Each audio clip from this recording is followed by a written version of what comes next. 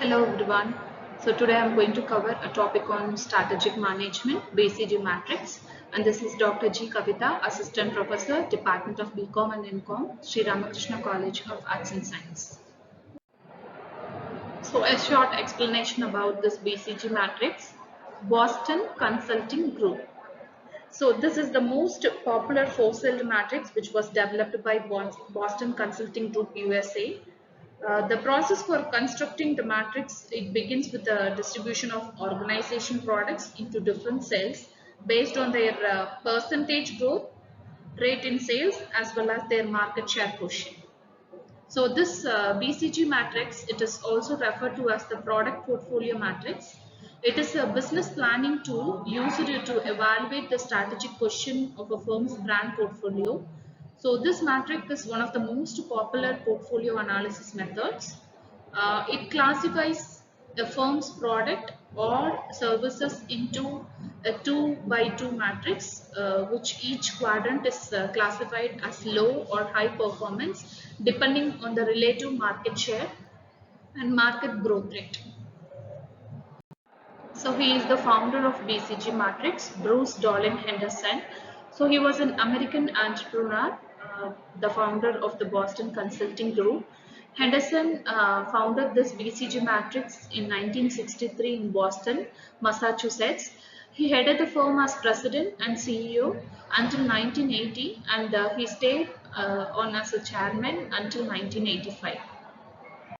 So this is the typical diagrammatic representation of BCG matrix. The horizontal axis of the BCG matrix represents the amount of market share of a product and its strength in the particular market. By using relative market share, it helps to measure a company's competitiveness. And the vertical axis of the BCG matrix, which represents the growth rate of a product and its potential to grow in the particular market.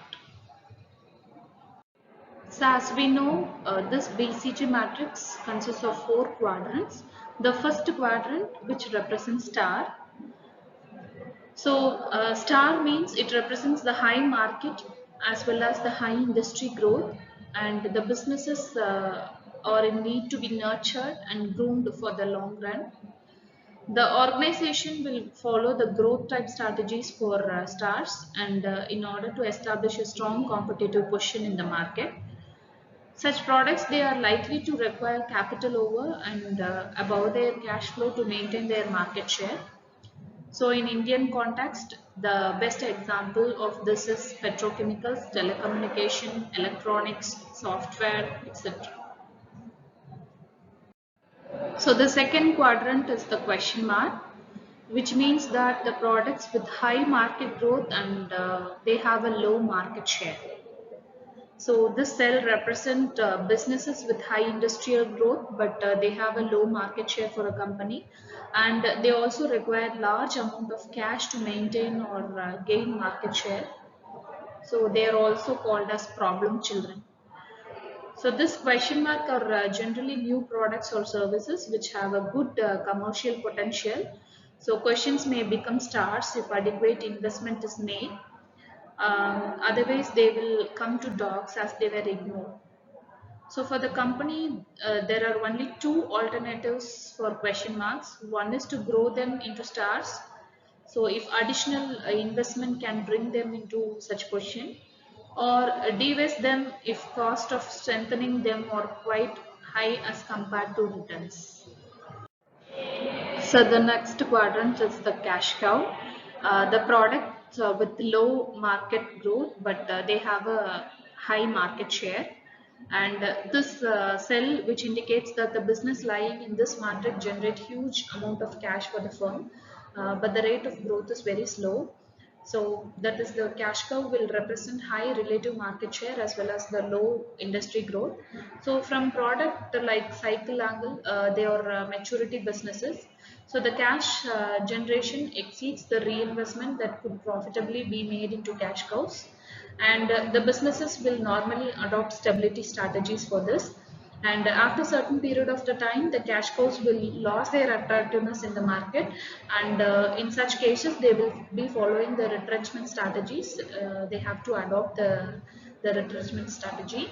So the cash which is generated by the cash cows is again reinvested into stars and question marks or companies, and they will be well entrenched in the established market. They enjoy the advantages of the cash cows.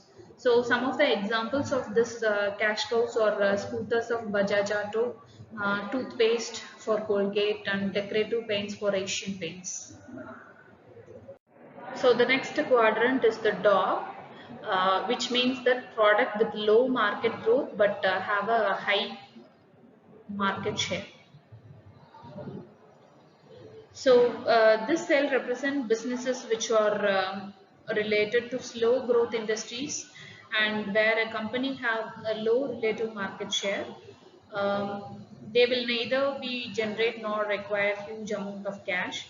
So sometimes they do not generate enough cash to maintain their position in the market, especially in highly competitive market. For most of the products in dogs, they may represent a decline stage in the product life cycle. So for this cell, usually retrenchment type of strategies are suggested, but government policies may prevent retrenchment and the dogs will be artificially sustained. So which explains that the presence of many products in the Indian market which would fade away if left on their own. So for example, when we take on this cotton textiles or jute shipping, etc., they have become dogs for a few companies.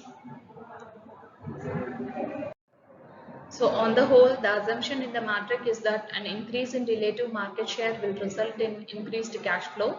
So a firm benefits from utilizing economies of scale and gains a cost advantage relative to competitors. The market growth rate varies from industry to industry, but usually shows a cutoff point of 10% growth rates higher than 10% are considered high, while growth rates lower than 10% are considered low. Thank you so much for listening. For any further queries, you can contact the below ID.